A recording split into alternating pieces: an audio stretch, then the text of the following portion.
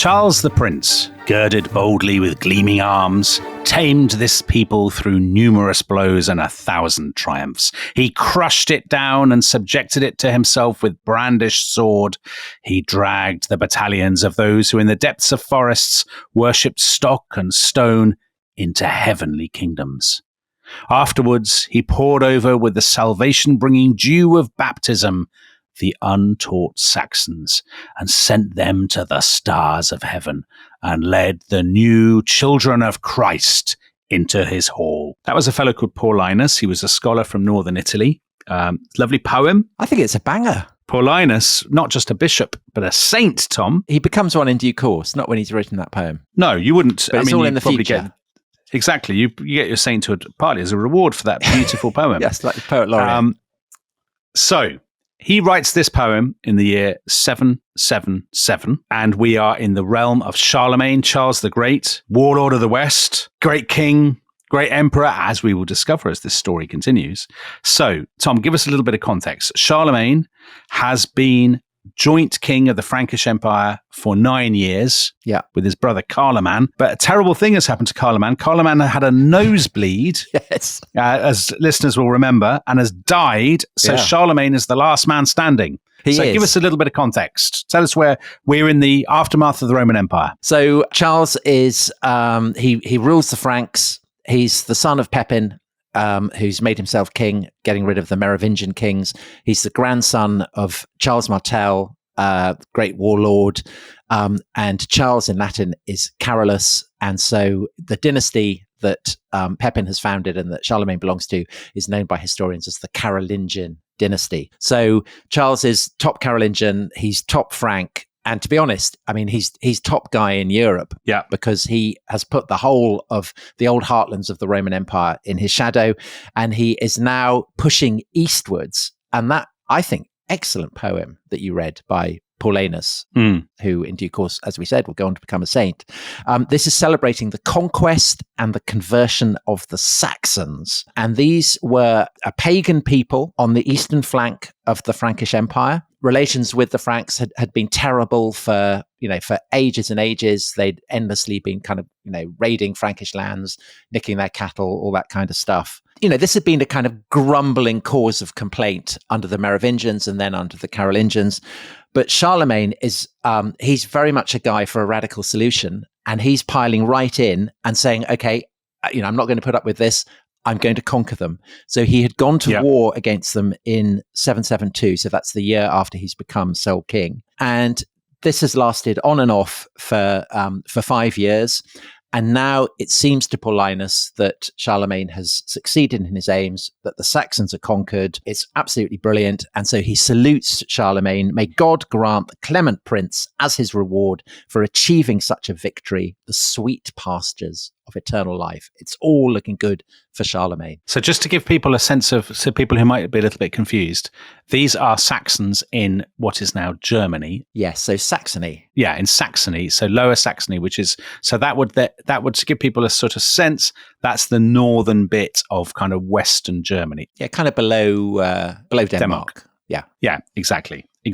So Charlemagne, Tom, Charles the Great, he has this title. He's a funny character, isn't he, Charlemagne? Because he's somebody, lots of people have heard of Charlemagne, but I think it's fair to say that lots of people know no more about him than his name. So he is a new figure.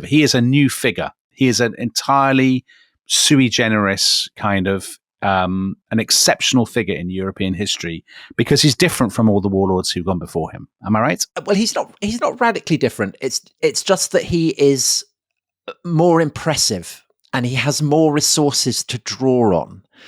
And so therefore he can behave in a way that hasn't been seen in Western Europe for a very long time. So Peter Brown, the great historian of late antiquity, says of Charlemagne that he was not a warrior chieftain in a fragile epic mode. He trod with the heavy tread of a dominus, so a Roman lord, a lord of Roman determination, capable of deploying resources on an almost Roman scale. And these resources are preeminently military because he has inherited from Pepin and from his grandfather, Charles Martel, by far the most menacing war machine in Europe. But he adds to that some very, very kind of distinctive personal qualities. So in the previous episode, we heard from Einhard, who was this very short scholar who wrote a biography of Charlemagne.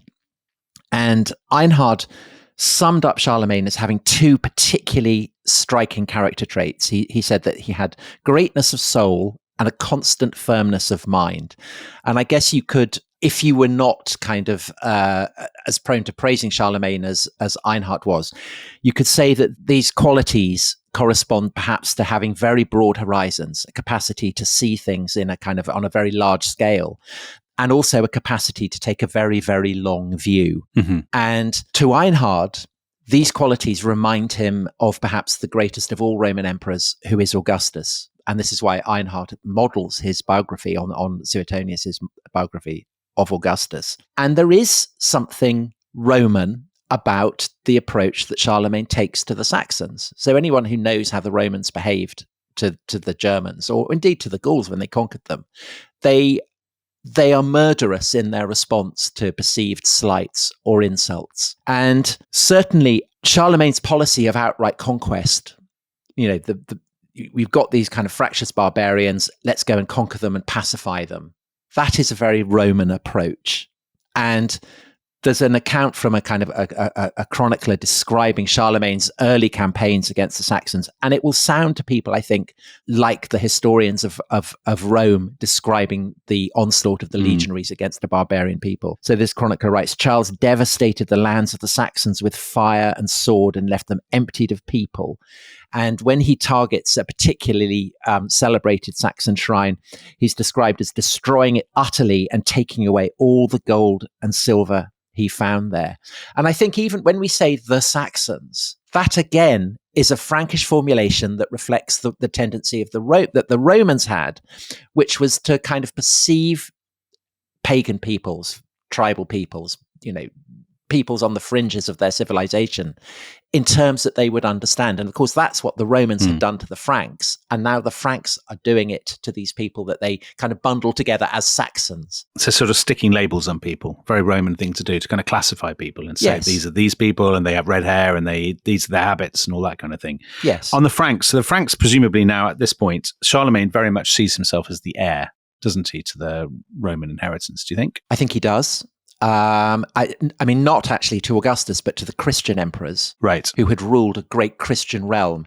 And of course, that is one point of difference between Charlemagne and Augustus, is that Charlemagne is, he's not just a great conqueror, but he is a Christian conqueror. And there's a kind of quality of paradox to that, because there hasn't really been such a figure before. So when he advances into the lands of the Saxons, he's not aiming just to conquer them. He wants to save their souls. He wants to bring them to Christ. And this great shrine that I described Charlemagne as destroying in 772, it's not just that it's rich. It's obviously the fact that it is a pagan shrine. It's fearsome. It's phallic. It's basically a massive great pole sticking up out of the Saxon earth, famed across Saxony and believed by the Saxons to uphold the very heavens themselves. And so Charlemagne chops it down to demonstrate that this isn't true, that it has no sacral potency whatsoever. Mm-hmm. And I guess even the looting of its treasures can be justified in terms of what churchmen in Charlemagne's realm are coming to describe as a process of correctio. So it's a Latin word which means the bringing of order where there is disorder, the kind of the burnishing what has been besmeared and besmirched. Can I at this point quote from myself, from Millennium? Do. So this program, here was a program to whet the ambitions of warlords as well as scholars, and to send men into battle beneath the fluttering of banners, the hiss of arrows, and the shadow of carrion crows, quite as much as into the mildewed quiet of libraries. So, is that you, or is that Paulinus? Well, we're very hard to tell us apart, I think. You can see that he's been a great influence on my prose. Clearly.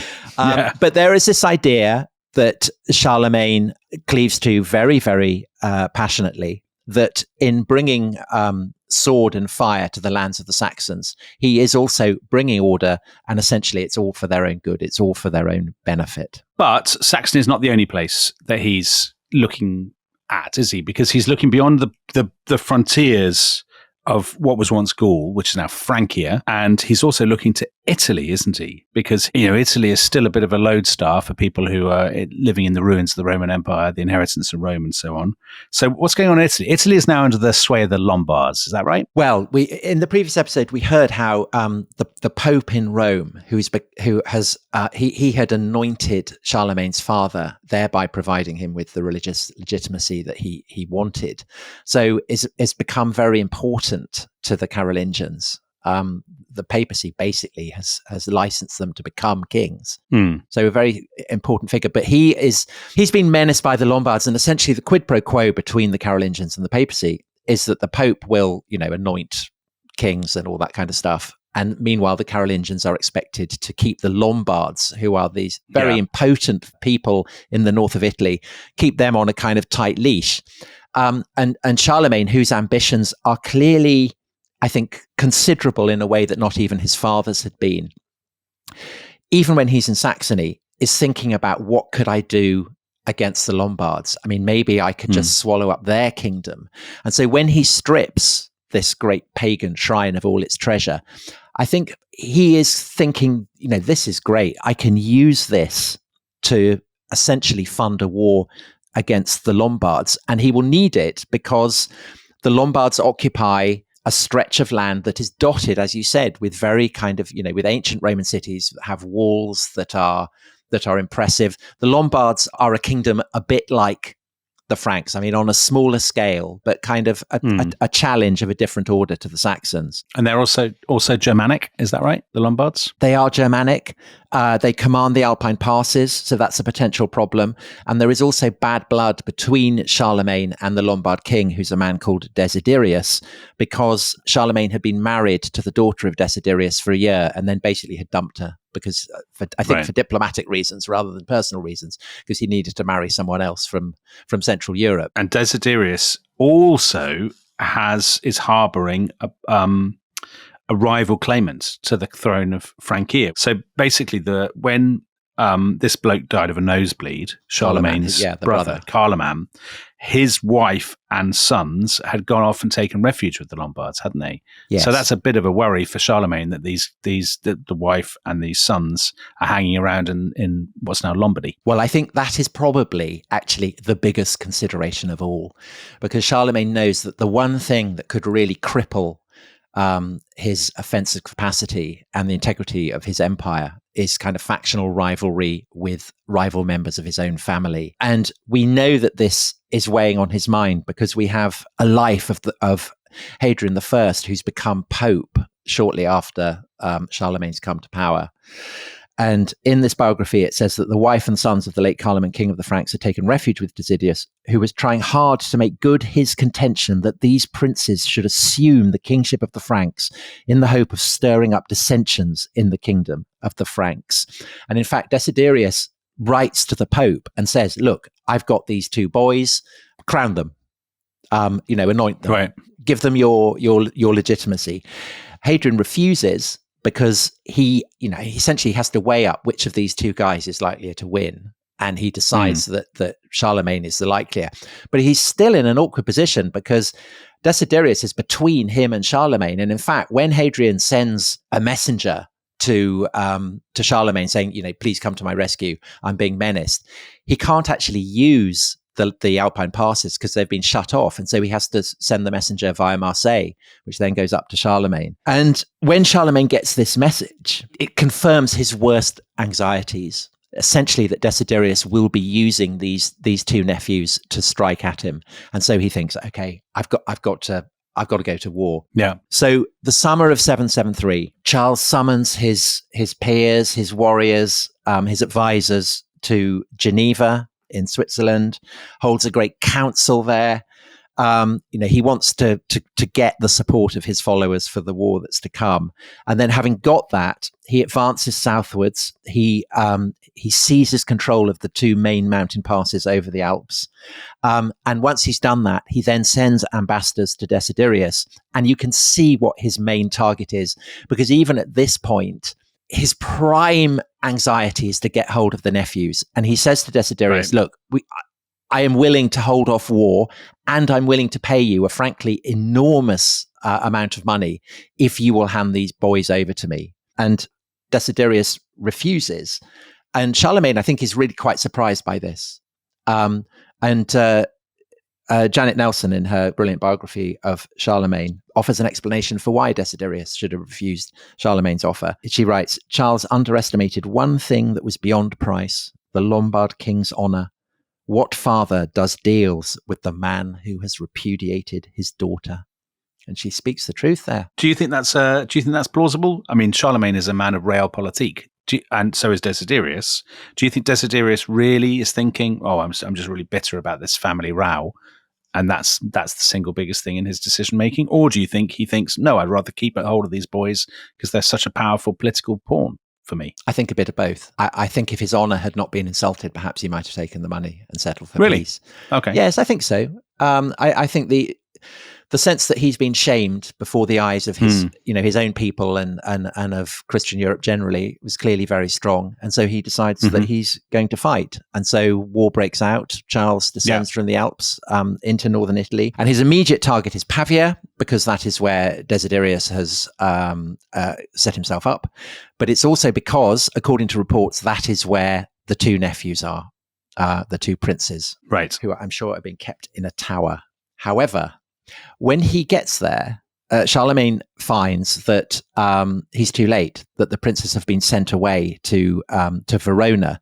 And so he splits his forces. So the life of Hadrian, the Pope, we're told Charles left most of his forces at Pavia, and with a number of his bravest Franks moved rapidly towards Verona. And this is a move that clearly takes the defenders of Verona by surprise. And Carloman's sons and his wife, who has the brilliant name of Gerberga, they all surrender themselves to Charlemagne. Although, according to the life of Hadrian, Carloman's wives and sons immediately handed themselves over of their own free wills. So it sounds slightly like there's some special pleading going on. And the intriguing thing is that from this point on, that is the last mention of them. And there were two boys, right? Two boys. And the last we heard of them, they're in Verona. So they ended their lives literally as two gentlemen of Verona. Well, I mean, they may have been, tonsured, so had their hair shaved off and packed off to a monastery. But if they were, we don't hear about it. They're probably been killed. They've been killed. Yeah, I mean, maybe Charlemagne Richard III did. I mean, we don't know. Right. Well, that's the end of them. So that's them gone. What's going on in Pavia? So the siege there is still continuing, right? Yes, right the way through the winter. Desiderius holding out, and Charles seems to have had a slight wobble. So he abandons the siege and he goes south to Rome. So it's his first visit to Rome, and he goes to St. Peter's tomb and he prays there. And whether it is for St. Peter to intercede with God to help him in the siege, or maybe it's the expression of a guilty conscience. Maybe he feels bad about what he's done to his nephews. We don't know. But it's clearly the case that when he goes back to Pavia, his morale has been boosted. He's back in the saddle. He's full of vigor, and he prosecutes the siege with a kind of renewed sense of aggression. And if he was praying for God's assistance, then God gives it, because a terrible plague breaks out in Pavia, and it causes such devastation that Desiderius basically surrenders. He has no choice. Wow. So again, quoting from the life of Hadrian, the wrath of God raged and stormed against all the Lombards in that city, and they were so enfeebled by disease and death that the excellent king of the Franks captured the city together with Desiderius. And that essentially is the end, not just of Desiderius's ambitions, but of the independence of the Lombard kingdom. Wow. And Desiderius is taken back to Francia. He is tonsured. He is sent to a monastery. And Lombardy the kingdom isn't erased, Charlemagne becomes king of the Lombards. So from this point on, he is described in his charters as king of the Franks and of the Lombards. But Lombardy is now clearly a part of Charlemagne's empire, and his power now extends right the way, to Rome. So it's a significant advance of the Frankish frontier. And to put that into context, he is the first bloke, presumably, to rule unchallenged in Gaul and the certainly the top half of Italy for what, 200 years, maybe? Oh, I mean, even longer. I mean, back to the time of the fall of the Roman Empire in the West. The Alps had always been a kind of frontier. Yeah. So the early 5th century. Yeah. So that's an extraordinary achievement. It is. And when you consider that on top of that, at this point, he thinks he's conquered Saxony, and those are reaches of land that the Caesars hadn't even ruled. I mean, he's starting to look very, very impressive. And the truth is that Charlemagne is a very great war leader indeed. He leads his men personally into battle. He conducts campaigns personally. The strategy is all his. And it's very rare that there isn't a campaign being fought somewhere on the frontiers of the Frankish realm. So in 790, one of the annals of Charlemagne's reign, so these are histories that record the doings, in terms of what happened each year. The entry for 790 is simply the Franks did nothing, i.e. they didn't go to war. It's the only, this is the shortest entry we have in this annal, and it reflects the fact, this is an amazing thing. There were no wars this year. It's the only time it happens. So every other year there is military action. And it is taking place on all the various frontiers of Charlemagne's empire. So there's Spain.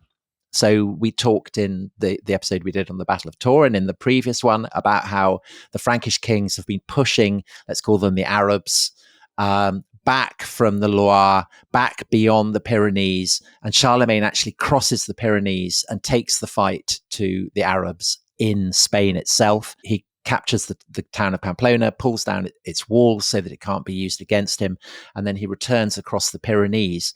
And this is a retreat that is very, very famous because as his rear guard, which is guarding his baggage, is going through the pass of Roncesvalles, Roncesvalles, it is ambushed, and the baggage is taken, and the commander of this baggage train, who is one of Charlemagne's palatini, so the people who attend him in his palace, or paladins as they will come to be called, Roland, the great paladin, he has a horn and he blows on the horn to signal to Charlemagne the disaster that is befalling him. And this will become the theme of one of the great medieval epics. I mean, it's a wonderful story, and we could perhaps at some point do an episode on it, but it's not strictly relevant to the life of Charlemagne himself, because all of that romance is massively overblown. It's not the great disaster that the poets would make it seem. Although having said that, I mean, it's obviously not brilliant that he's lost all his luggage. No. And actually, from that point on, Charlemagne is pretty much content to leave the Pyrenees alone, at least until the beginning of the 9th century, as we will see. But his real focus is Central Europe, right? Yes, so it is. Central Europe, there's another people who are called the Avars, who are based in what's now Hungary on the Great Plain of Pannonia. They are horse lords of the plains, aren't they? They are. The Avars. So they're a bit like the Huns. Yeah. They fire bows and arrows from horses. That's their thing. They are not a Germanic people, are they, the Avars? Aren't they kind of Turkic or something like that? Yes. Maybe nomads from further east. Anyway, they're causing all kinds of trouble in northern Italy, in Germany. They're kind of ranging around and raiding and doing all this kind of thing.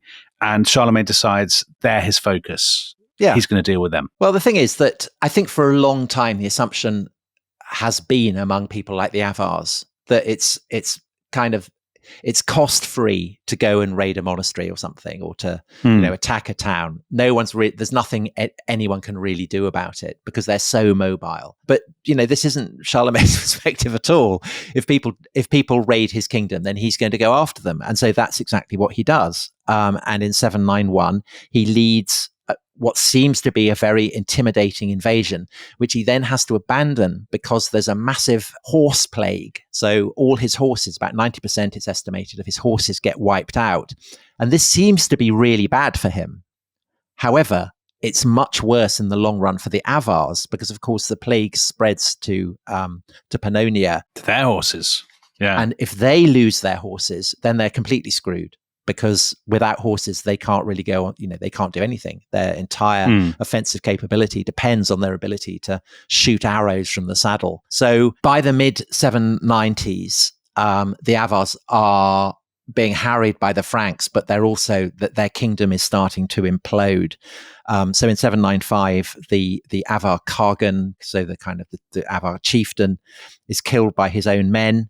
One of his deputies then opens negotiations with Charlemagne, writes to him to surrender his land, his people, and himself to the king, and to accept the Christian faith at the king's command. A Frankish strike force then advances against the kind of the great central palace of the Cargan. It's called the Ring, a great kind of structure full of all the loot that's been taken from northern Italy and from Bavaria. And the Franks take the whole lot, and they pile it onto great wagons, and it's driven back to Charlemagne's court back in Austrasia, the Eastern Frankish kingdom. And Einhard probably saw it, Charlemagne's biographer, because he gives us a description of all this treasure coming into town, drawn in 15 carts, each pulled by 4 oxen and carrying great piles of gold and silver and precious robes of silk. And Einhard thinks this is great. He describes Charlemagne's victory over the Avars as the greatest and most terrible that he ever fought, but with one exception. And that exception is the war that Charlemagne fought against the Saxons. Because in fact, the hope that Charlemagne had and that Paulinus had when writing that poem, that the war against the Saxons was over, that they had accepted defeat and had accepted baptism, this proves to be massively over-optimistic, because in fact, the war rages for decades. And it rages for decades for the same reason that the Romans had found it so hard to conquer Germany, because despite their overwhelming military strength, the Franks find it a real struggle to kind of pin their opponents down, to force them to accept defeat once and for all. Is that because the Saxons is that because they don't have a capital, they don't have state structures, right, that makes them, they're tribal confederation. So how can you ever beat them, I guess? Yeah, and this ultimately is what had defeated the Romans. But Charlemagne, in a way, I mean, his policy is kind of even more unyielding, even more unstinting, even more merciless than the Romans had been. So pretty much every spring, the Franks are riding out to harry the Saxons. If they've broken treaties, then they will be punished really brutally. Every autumn, before they retreat back to their bases, the Franks torch the harvests of the Saxons so that they will then starve through the winter. Wherever they find a settlement in a rebellious area, they will torch it. And from 795 onwards, and again, this is very Roman, the Franks adopt a policy of mass deportations. So they are taking entire peoples, entire communities, and transporting them deep into the Frankish Empire. Wow. And when they capture the Saxon elites, they're taking them as hostages, which again is very kind of Roman, and bringing them back to Charlemagne's court and kind of educating them as Christians. And as I say, these are atrocities on a Roman scale. But the truth is that Charlemagne's inspiration is probably not Roman, but in the Old Testament. Because the Pope, when he had crowned Pepin, Charlemagne's father, had hailed the Franks as a new Israel. And the example of Israelite warfare actually offers a king like Charlemagne, who wants to extirpate a pagan people, quite a lot of inspiration. So in 782, there's a famous atrocity after a particularly violent uprising by Saxons who had supposedly accepted baptism and submitted to Charlemagne, and then kind of turn against they massacre priests, destroy churches, and all of that. So Charlemagne orders that 4,500 prisoners be beheaded on a single day.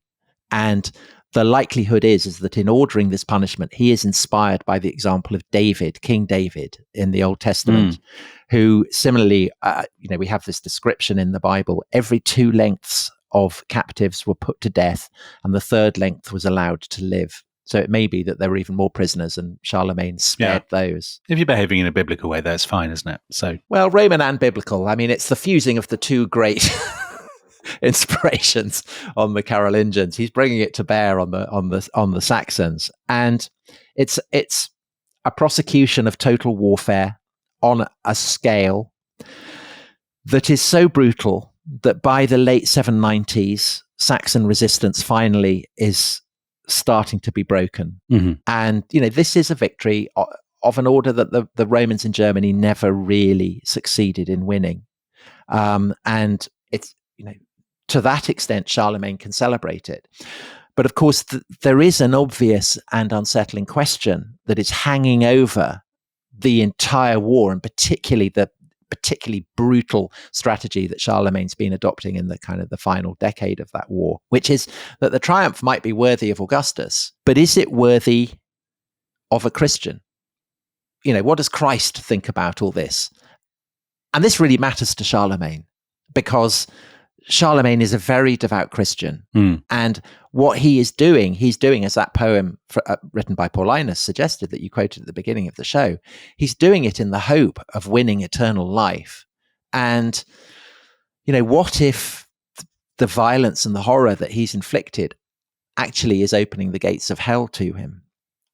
And that is a very pressing question. Faith, as St. Augustine said, is a voluntary thing and not a matter of coercion. A person can be drawn into faith, not forced into it.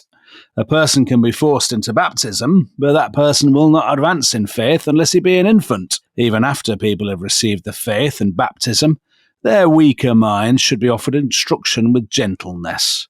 For as the Apostle Paul said when he wrote to his followers among the Galatians, I have fed you not with meat, but with milk. So that was a letter written in 796 to a courtier in Charlemagne's train at the time when he's absolutely smiting the Saxons. Tom, about 4 seconds before I was about to read that, you said, oh, please, can you read that in a Yorkshire accent? Explain to the listeners why you wanted to hear that. Well, partly because I always enjoy hearing your Yorkshire accent. Right. But also because the author of that letter was from York. He was a Northumbrian. So an Anglo-Saxon called Alcuin. And Alcuin was a very distinguished scholar in the noblest traditions of the great achievements of Northumbrian scholarship. So he had been taught Venerable Bede by a disciple of Bede, exactly. So there's a kind of a scholarly link between those two extraordinary people. And Einhard, again, the biography of Charlemagne, he thought Alcuin was brilliant. He described him as the most learned man to be found anywhere. Wow! And the thing that's impressive about Alcuin is that he's also very, very good at politics. He's kind of very seasoned diplomat. So in 781, he gets sent by the Bishop of York, who basically wants to be an archbishop. And there's some doubt about this. And so Alcuin goes to Rome to negotiate the absolute, confirmation that the Bishop of York is actually an archbishop. And Alcuin succeeds in doing that. And then he's going back through Italy when he runs into Charlemagne. And Charlemagne is all over him and says, please come and, stay with me, stay in my court. And the reason for that is that Charlemagne, as well as being a very successful and on occasion brutal warlord, is also a man who is devoted to learning, to scholarship, to kind of broadening the cultural horizons of himself and of his people. And he wants a teacher. And Alcuin is a brilliant teacher. And so he stays at Charlemagne's side. He goes back to England for a couple of years, but otherwise he stays in Francia from this point onwards. And he's from his letters, you can see he's a bit scared of Charlemagne. I mean, he's a bit nervous of him. But they do seem to have become genuinely good friends. So Charlemagne has this massive bath complex and they hang out in the baths together, kind of, making jokes about Virgil. And Alcuin's a great japester. He comes up with a great one for a nickname. So he calls, he calls Charlemagne perhaps tellingly David, as in King David. And it's all great banter. and they get on tremendously well. And Alcuin is by Charlemagne's side pretty continuously throughout this period. And then in 796, he's quite elderly by this point. I think he's about 60. He retires to Tours, which of course is the great shrine of St. Martin. So it's the most significant of all the Frankish shrines. And there he becomes the abbot. But he continues to take an interest, obviously, in what's going on beyond the walls of the monastery. And in 796, which is the year that he's gone to Tours, there is one thing more than anything else that is worrying Alcuin, and essentially it's Charlemagne's policy in the East, his policy to the Saxons. And this is because he thinks Charlemagne's let himself down a bit by being so savage, by being so repressive, is it? Essentially, yes. And it's because what Charlemagne is doing is a very radical policy. It's not something that Christian kings and emperors have been in the habit of doing, kind of imposing conversion at the point of a sword.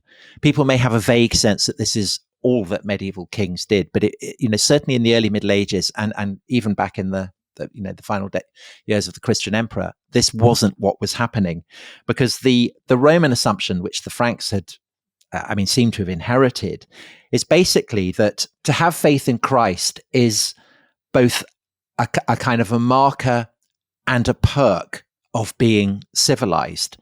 And the Christian God is so powerful, why would you want to share him with your enemies? I mean, it's much better to keep him for yourself. But I think that the longer that Charlemagne fights the Saxons, the more obdurate the Saxons seem to be, the more he comes to think that his enemies are fighting in the shadow of demons, that he is making war not just against the Saxons themselves, but against these monstrous demons that they worship.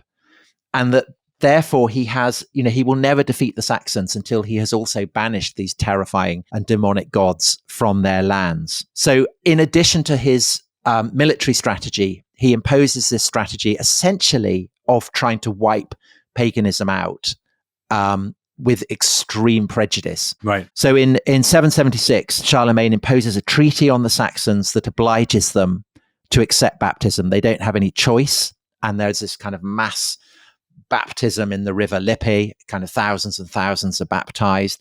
But then, of course, the moment he's gone, they all revert. And this then seems apostasy, and Charlemagne is made even more furious. And so it becomes a kind of hideous cycle. In 785, he pronounces that scorning to come to baptism, so refusing the offer of baptism, will henceforward merit death. And he also lists a whole host of other practices that have been part of Saxon traditional way of life for goodness how long. And these two are capital offenses. So offering sacrifice to demons, as Charlemagne describes it, cremation. So you're not allowed to do that. You have to bury a body, or eating meat during Lent. So the 40 days before Easter. And this is by miles the most brutal program for bringing a people to Christ that anyone has ever attempted. And this is why Alcuin objects to it. He feels that this is not what a Christian king should be doing at all. And I think what sharpens this sense for Alcuin is that he is an Anglo-Saxon, and the Anglo-Saxons remember how they had been converted, which is essentially by the example and the inspiration of holy men, not warriors. So whether it's Irish monks in the north who convert Northumbria, or the missionaries sent from Rome, under Augustine, who founds the archbishopric in Canterbury. And I think the Anglo-Saxons also have a feeling of kinship with the Saxons. There's a sense that, they're cousins. Of course, yeah. And so this had been an inspiration for a lot of Anglo-Saxon missionaries over the course of the 8th century to go to pagan Germany. So we talked about one of them in the previous episode, Boniface from Devon. And Boniface had gone out there and he'd certainly given no quarter to paganism. So like Charlemagne, he had been confronted with a kind of a great holy tree that had been sacred to Thor, and he'd chopped it down and turned it into a church. But the thing about Boniface is he does this without kind of mailed men at his back. He is doing it as someone who is not carrying weapons. And even though Boniface was sponsored by Charles Martel, he never turns to the Frankish warlord and says, can you give me some men? The whole point is that if you are confronted by armed warriors, then you allow them to cut you down. And this is what actually happens to Boniface. So in 754, he's hacked to death by Frisian pirates. And the prayer book that he had in his hand, and which he held up to try and stop the blow of the sword, gets kind of cuts all the way through it and is preserved as a holy relic. And it's an example to Christians of how you should properly convert pagans. You shouldn't be going in and kind of, massacring them, and burning villages and things. This is Alcuin's feeling. So when Alcuin, he looks at this, he tells Charlemagne, doesn't he? Basically, you should be like a sort of, he has this image of an infant being given milk. Yeah, he loves that. Let peoples newly brought to Christ be nourished in a mild manner as infants are given milk. If you instruct them brutally, the risk then, their minds being weak, is they will vomit everything up. I mean, that's a pretty bold thing to write to this guy who's so powerful, to basically say your entire policy is misguided and is actually counterproductive because they will vomit back up the faith that you're forcing down their throats. Yeah, and of course, unspoken is also the thought that you are going against God's will in doing this. And I agree, it is brave of Alcuin to do it. I mean, they may hang out in the baths and banter, but Charlemagne is still a very intimidating figure. But Alcuin does write to him, and what's amazing is that Charlemagne seems to have taken it on the chin. So that same year, 796, he orders the program of forcible baptisms to be eased. And then the following year, he issues a new charter for the Saxons, kind of easing off the prescriptions. I wouldn't say making the laws against paganism more liberal. That would be an anachronistic way of putting it, but making them slightly less punitive, I guess. So Alcuin's take is that essentially you should rely on monasteries rather than on kind of military forts to pacify the Saxons. Charlemagne doesn't go that far. He continues to harry and burn and whatever. But I think there is a sense in which the monasteries that are built in the kind of the rear of the Saxons and which Charlemagne starts to plant over the eastern reaches of his kingdom, I mean, they have been compared by scholars to the great Roman legionary bases. These are centers of Christian power from which Christianity can reach outwards and spread eastwards. And in that sense, it kind of perfectly fuses the double meaning of correctio, this Latin word for, bringing order where there's disorder, that it is a matter both for warriors with swords and for scholars and monks with pens. So there's this phrase, the Carolingian Renaissance. The Carolingians don't think that what they're doing is a renaissance, because they think that what they're doing is simply carrying on traditions that reach back to the Christian Roman Empire. Yeah. But that things need to be corrected. And so that's what the program is all about. It's not a renaissance, it's a program of correctio. Right. And not just among the Saxons. Charlemagne also believes that his own people are worthy of... Is correction the right word here? I think it is. No, I think it is correction. Yeah. There's this line, let men be chosen for the task of improving knowledge who have the will and ability to learn and also the desire to instruct others. So basically it's a huge pedagogical, educational program among his own people. And himself, which is why he had got Alcuin. He wanted a great teacher by his side. Yeah. And I think the reason for this, it's a bit like... listeners may remember a while ago we did an episode on Alfred. After all the Alfred's victories over the Vikings, his first aim is to restore the monasteries because he sees learning as fundamental to bringing his people to heaven, to winning them eternal life. And that is his duty as king. If he doesn't do that, if he doesn't succeed in bringing the souls under his charge to Christ, then he will answer for it at the day of judgment. And I think the same shadow hangs over Charlemagne. It's a really urgent, pressing mission for him. So it is kind of education, but it's not just education for its own sake. It's about getting his people to heaven. And that's why I think he's so keen on Alcuin, because he has inherited from his father Pepin and his grandfather Charles Martel a sense that actually the Anglo-Saxons are best at this kind of thing. Right. So Boniface, when he had gone out to convert the pagans, he'd actually also had to work quite hard among the people on the eastern flank of the Frankish Empire, who's supposedly been Christian for centuries, because he thinks he finds that they're in a terrible state. So he writes of the Frankish clergy. They spend their lives in debauchery, adultery, and every kind of filth. Yeah. And, he's not writing that in any tone of jealousy. No. Genuinely very, very, very appalled by this. To be fair, it's what so many English writers down the centuries have said about the French, isn't it? That's the first example, perhaps. And the other thing also that's very striking about Anglo-Saxon scholars when they come to Francia, which was Gaul, a great Roman province where people supposedly speak Latin. The Anglo-Saxon scholars have learnt their Latin from books. They arrive in Gaul and they find the Latin being spoken by the Franks, basically unintelligible. And the reason for that is that it's on the verge of becoming French. It's evolving.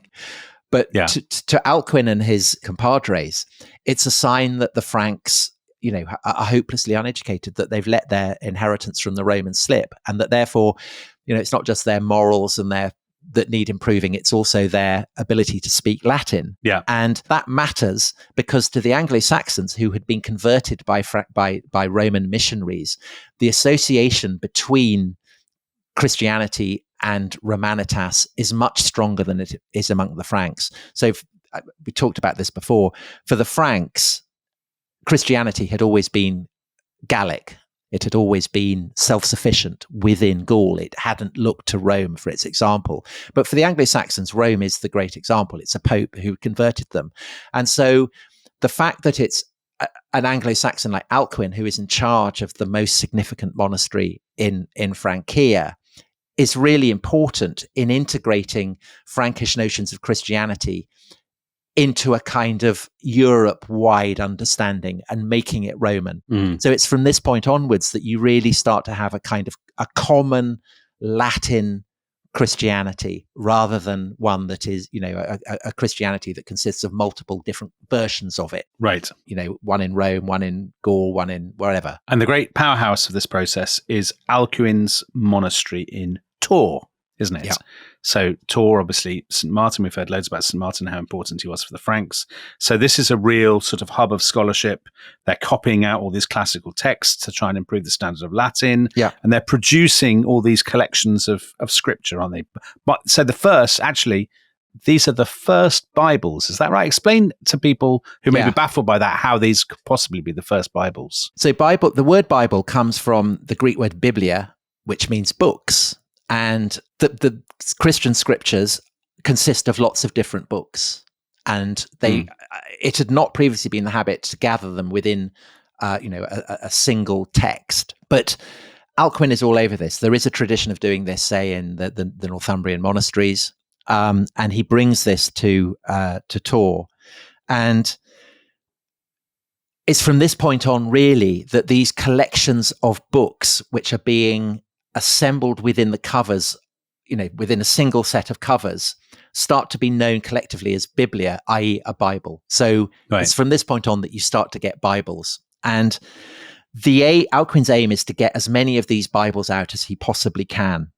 And it's actually quite kind of information technology. So there's a monk in Tours who, he picks up one of these Bibles and he's amazed that you get all the different books of the Old Testament and the New Testament in a single text. And he kind of exclaims, this is a library beyond compare. And it's a bit like when iPhones or iPads or whatever first came out, that people would say, all the knowledge of the world is on this tiny little tablet, this tiny little phone. And Alcuin is quite Steve Jobs because he has a massive emphasis, not just on the volume of data, but also that this data, these books, should be easy to use, easy to read, that they should be beautiful. The production qualities should be completely streamlined. And so the Bibles and other books as well that are being produced in the scriptorium at Tours are written to be as user-friendly as possible. And essentially, when you look at a block of text now written in the Roman script, so the script that English and French and German and everything uses, you are looking at a script that has been mediated by Carolingian scholars, by Alcuin and his fellow monks. So it's under Alcuin's guidance that for the first time, words don't run into one another. You have a space between different words. Yeah. So if you think of a Roman inscription, there's no spaces, but now you start to get spaces. Also, the use of capitals to indicate new sentences. Again, a complete innovation. And my favorite innovation, the Carolingians start to introduce new punctuation marks.